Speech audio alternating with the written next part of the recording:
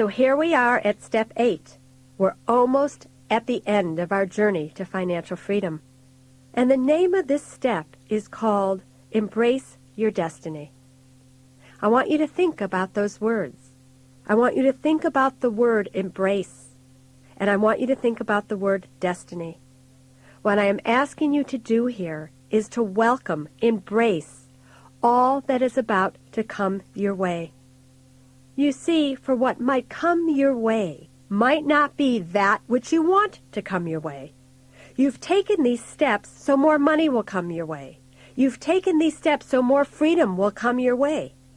However, that might not just be what the master plan has in store for you. So this step is all about embracing and welcoming anything and everything that comes your way, for if you can do that, then I have to tell you, you have a freedom that nobody in the world could take away from you. You have a freedom that even my grandfather would look at you with such envy, because you have something that will be there forever with you regardless of what happens to you. You see, we all know that there are events that happen in our lives that are made up of a constant array of ups and downs, highs and lows, pluses and minuses. Isn't that true? And no matter what you do, sometimes you just can't seem to change the course of events. This isn't just true for your life, for you know, if you think about it, there really is very little difference between your life and your money. Usually they're merged into one. If you have a lot of money and everything's going well for you that way, usually things in your life are going equally well. But if you contemplate this, isn't it true that even if things are going great in your life, you have the partner you want, you have the job that you like doing, even though it might not pay you very much, you have friends you like where you're living, but if you don't have the money to pay your bills, or to pay your credit card debts, or to take care of your loved ones, isn't it true that you're really not happy? So do you see how your money and your life really have to merge, that they're really one? When one thrives, the other thrives. Do you see that? So in the same way that you have to look upon your life and you know you have to accept whatever comes your way, the same is true with your money. You have to accept whatever comes your way and embrace the destiny of your money. You know, of course, these tapes have been all about taking control of your finances, getting out of debt, building a retirement fund, and making wise financial decisions and so on. But beyond the nuts and bolts of solid financial management, things can and will happen to you. You might lose a job when you least expect it. The stock market will plummet after years of it going straight up.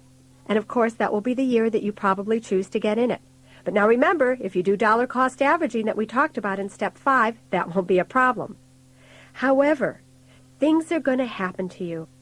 Maybe your business partner runs your company into the ground, or your elderly parents land in a hospital without adequate health insurance coverage, and you watch all the money that they've saved and that they've earned literally go down the drain, and with it goes your inheritance. On the other side of the equation, in the flow side, however, money can sometimes show up from very unexpected places. For instance, you receive some inheritance from some friend, and boom, you have more money than you ever thought possible. Or you invest in a stock, like my mother did, and before you know it, it goes up 600%, and you have money for the first time in your life. Or it may be as simple as an old friend repays a debt that you even forgot that you had. This dance with money is just like the waves of the ocean. Sometimes they approach, and sometimes they retreat. And it is inevitable that at times in your life, your money is going to approach you, and at other times it's going to retreat. So how do you get control over this? How do you get control over the seemingly uncontrollable events of life and money? Well, truly, there's only one way to do so, and that's within the fortunes of your mind, within your thoughts. It's times like this, when things aren't quite going well for you, that you're going to be using your truth over and over again that you created in step 3. It's also when things aren't quite going well for you that you really are going to dig deep down into what you're about to learn from this step. And you're going to be able to pull up the jewels that get you through. In fact, in the long run, you're actually going to be smiling upon your destiny, rather than wishing it had never, ever happened. You see, by seeing the positive in the negative, by seeing the light in the dark, by seeing mistakes as opportunities to learn, and by seeing challenges as blessings, even though I know this might all sound difficult to some of you, I've got to tell you that it was the hard parts in my own life which were the most significant periods of genuine growth to me. It meant so much more to me than really all the great times in the long run I can't even begin to tell you. But in fact, I can confidently say that the times of having nothing truly taught me how much I really did have. Now let me repeat that, because I really want this to soak in. It was the times when I had absolutely no money that were the times that taught me how much I really did have. The tough stretches in my life taught me to be grateful and to have faith in the natural rhythms of both money and life.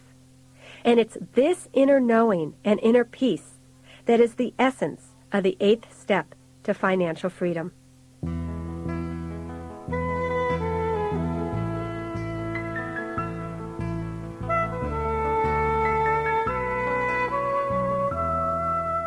Let me tell you the story about my father, who truthfully was probably the greatest teacher of all when it came to teaching me what I know today when it comes to money.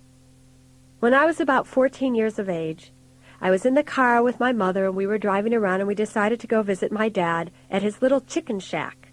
You know, he had this little store. It was 400 square feet under the train tracks in Chicago, and he sold fried chicken out of this little tiny shack. So we went to go visit him, and I'll never forget driving up to his little place of business. And there I looked, and it was totally ablaze. Fire was coming out of every part of this little tiny building. Well, thank God my dad was standing outside, and we watched him watch his building burn down.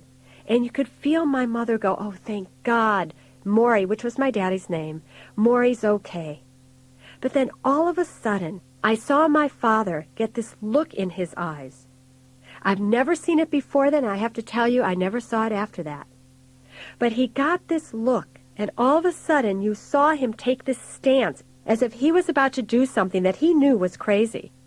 But I watched him run back into this building that was totally engulfed with flames, because at that moment in time, my father remembered that every single penny that he had to his name was locked inside the cash register inside this little burning building. I saw him rush into this building. I saw him make his way through the flames to where the cash register was.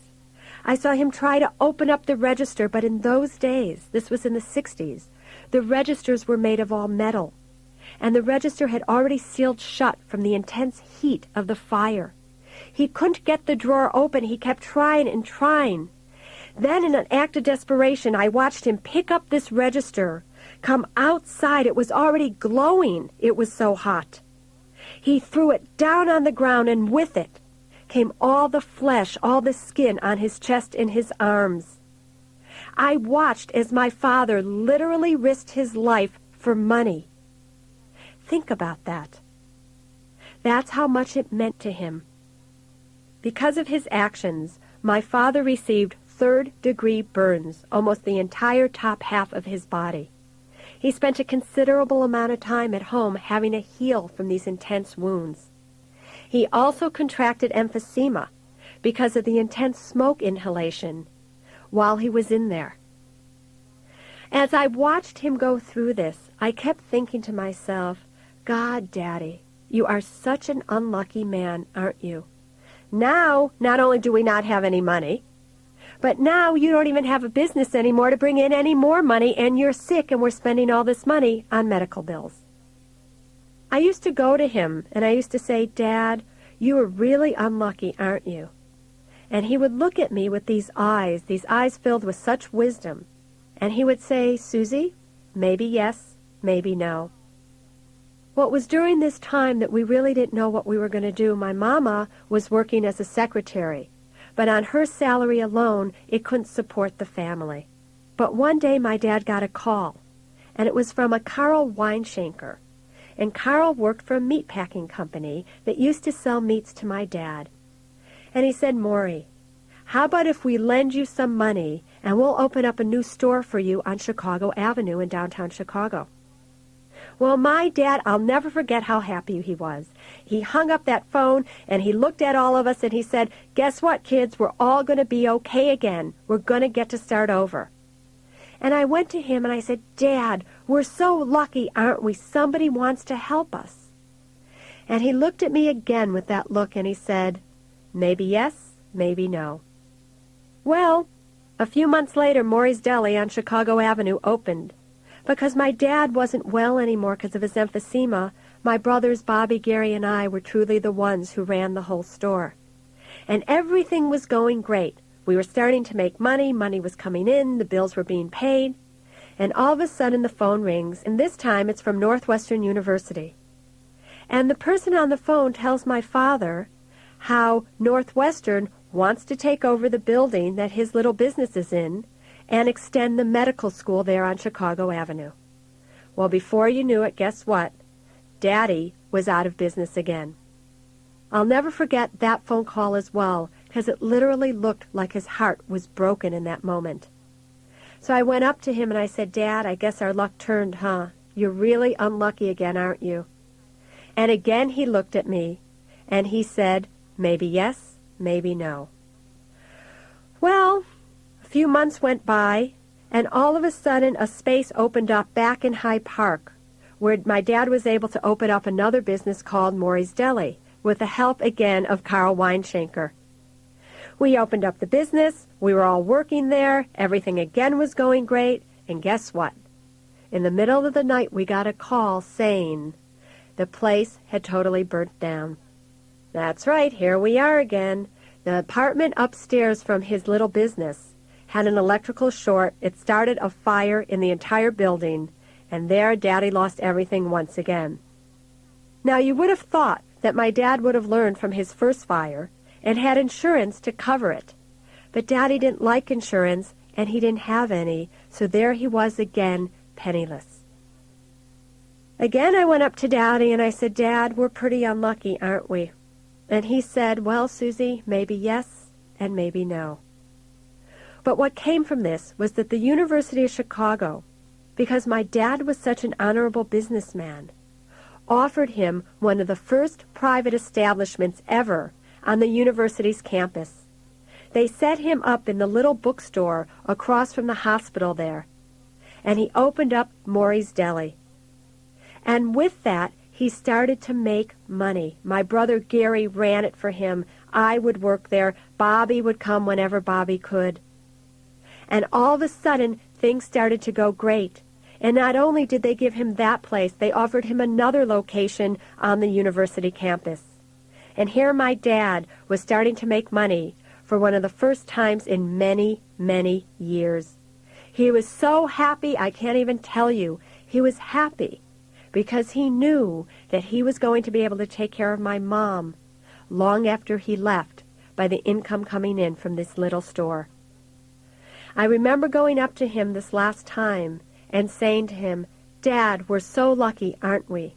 And for the first time in many, many, many years, he looked at me and he said, yes, Susie, we are. Very shortly after that, my father died. And in my eyes, he died a very, very lucky man. What I learned from that lesson, and what I hope all of you can learn from this story, is this. When you can be as happy in your sadness as you are in your happiness, then you know the true key to wealth. You see, my dad never got unhappy when he was sad. He never looked on it as luck or lack of luck, as fortune or misfortune. He only looked on it as all blessings. So what I want you to take from the story of my dad that I just told you is this, that none of the great things would have happened to him if the bad things hadn't happened first. And in the same way that that happened with my father, it's true for each and every one of you as well.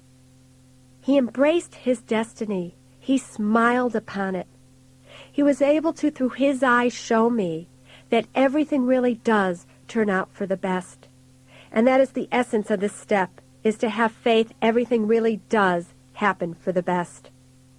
You know, a lot of you have had something very similar happen in your life, and I want you to think about it. Because if it happens in your life, remember, it happens with your money as well. How many of you, years and years ago, maybe before you were married, maybe before you were in a permanent relationship, were totally in love with somebody? You loved this person more than you have ever loved anybody in your life. And that person broke your heart. They left. And you cried for days, for months, maybe even for years. And the only good thing that came out of it was the fact that you probably lost a lot of weight. And when you think about that person later on in life, your thoughts probably are this: I don't even like that person anymore. What the heck was the matter with me? Do you see how with time everything plays out? If it can play out with your heart, if it can play out with your love relationships, it plays out with your money as well.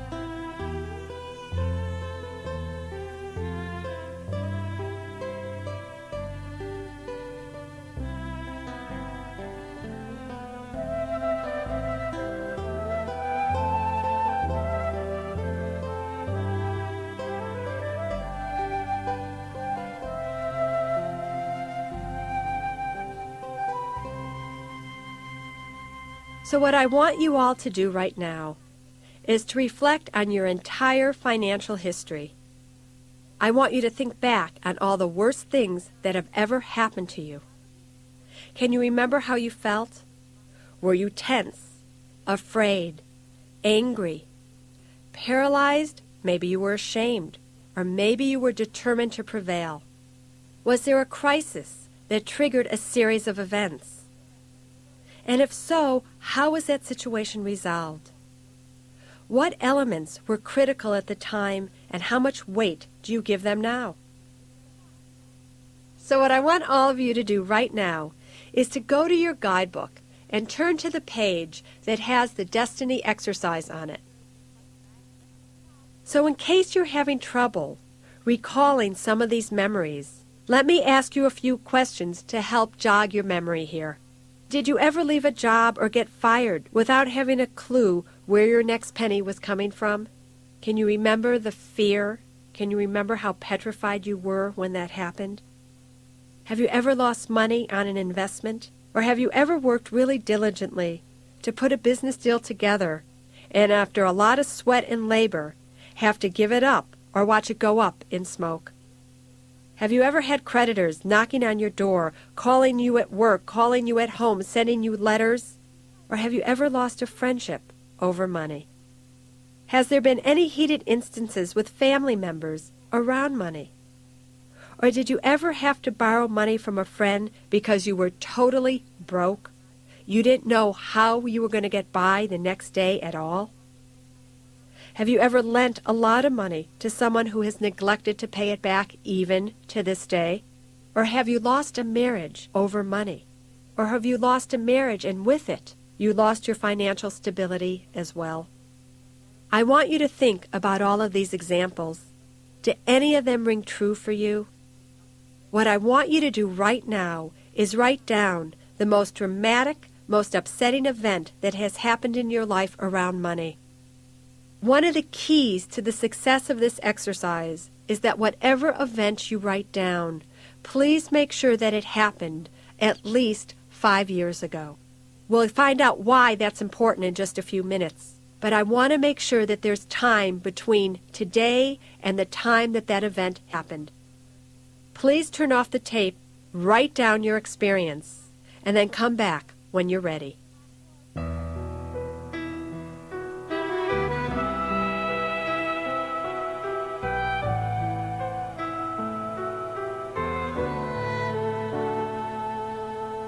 Now that you've recalled a time in your life when something happened to you that was difficult, this is what I want you to do. I want you to consider how in retrospect it was a blessing.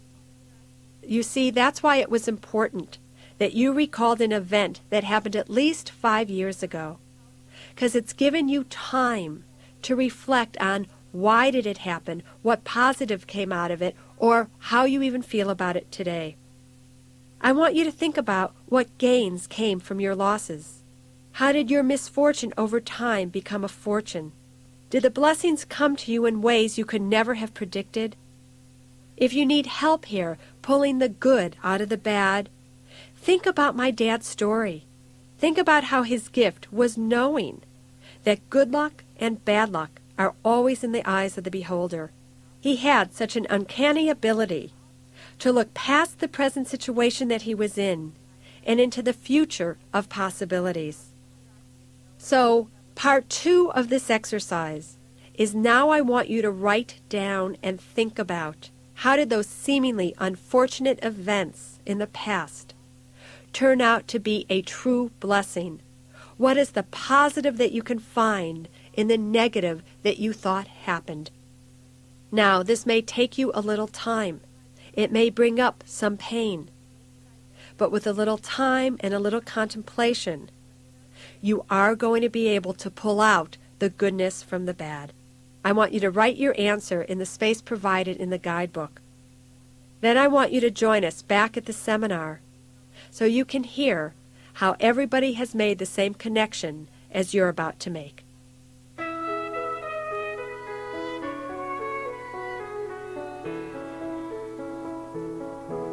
Miss Claudia, what was your experience that happened to you? In 1990, my husband lost his job, and we had just moved to a place which was more expensive, and we had 2 kids living with us at the time, so it was pretty devastating. And we went into over $20,000 in credit card debt, and we've since gotten out of it. And I think the 2 things that we've learned was my husband's now in a much better career that he loves and is more successful.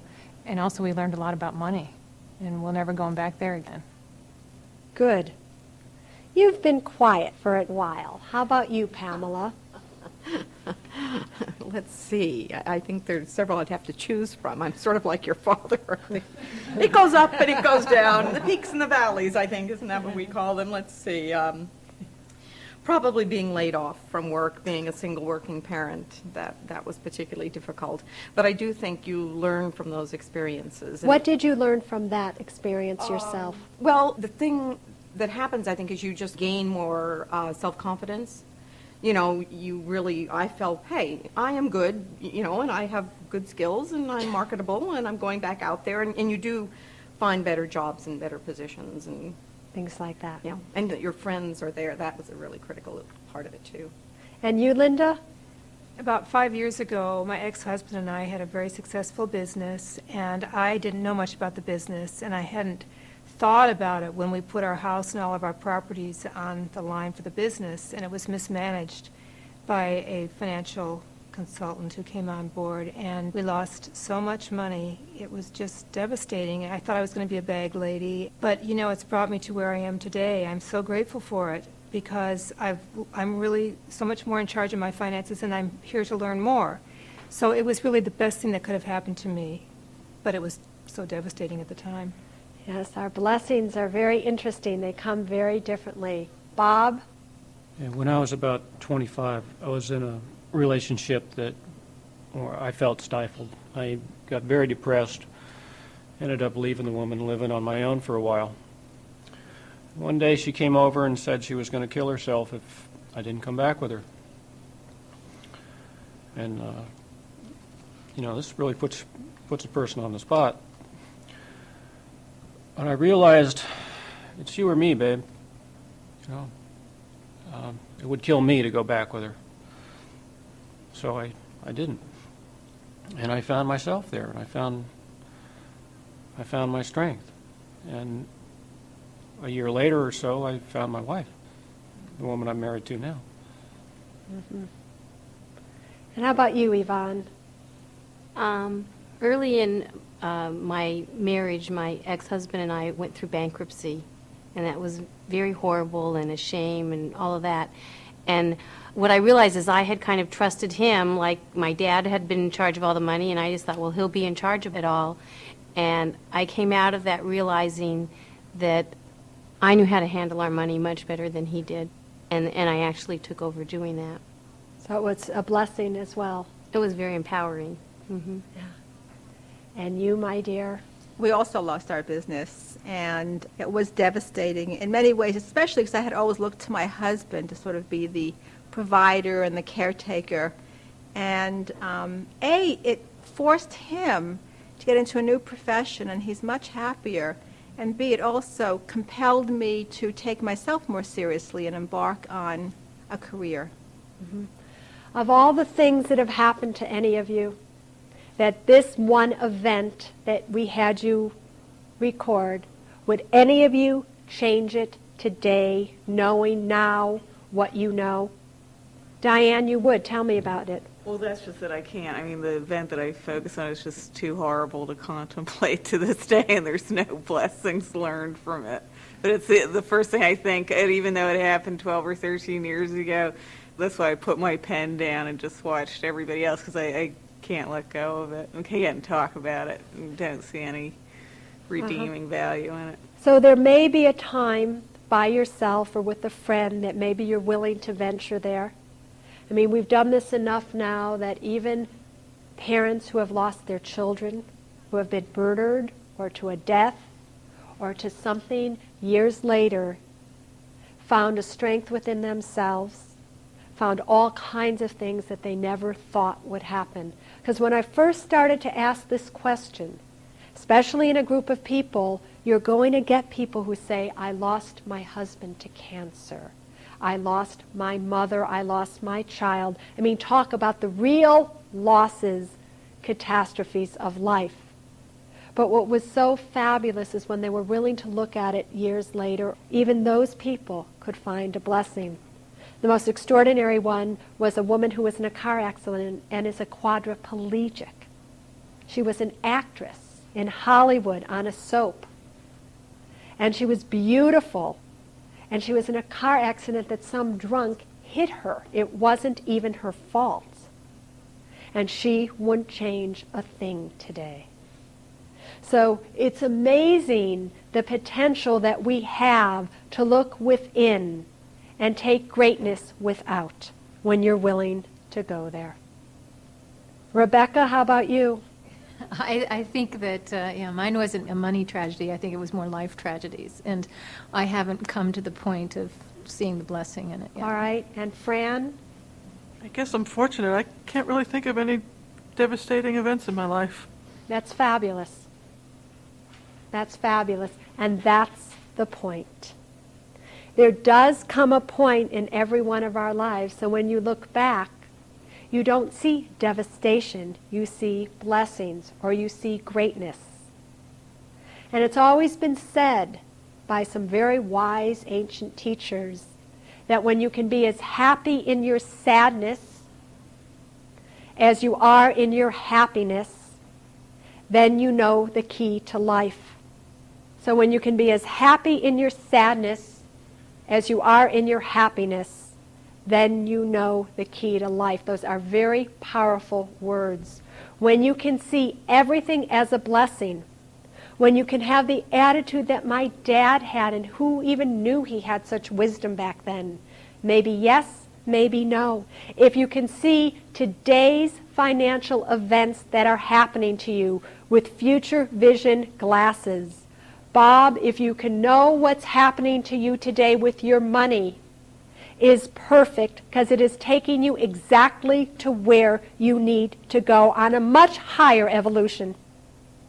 In the same way that your ex came back and gave you a choice and you chose, and then goodness came from that. The sadness that we have with our money, the misunderstandings that we have with it, that we think everything's going right and then it's taken out from under us, leads to such fabulous discoveries.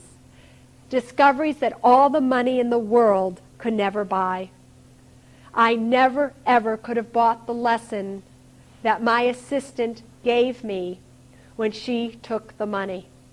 You know, that story ended for me like this. We were in court and the judge said, "Susie, is there something that you would like to say to this woman before I rule?" And I thought about it, and I went up to her, and this is what I said. I said, "I don't know what it is that I did to you to cause you to do what you did to me, but I just want to tell you I'm sorry." When you know that you're powerful enough to cause things to happen, that you're powerful enough to hold the events of what happened, that you're powerful enough to change things, you have tremendous freedom. It takes tremendous courage to grab the wheel of desire and steer it in the right direction. It takes steadfast courage. And it can be done with courage, with trusting yourself, with knowing that everything happens for the best, to have faith that everything is a blessing. Again, to see today's events with future vision glasses. You're giving yourself a glimpse of a freedom that all the money in the world can't buy, and that in the same time will draw to you all the money in the world as well.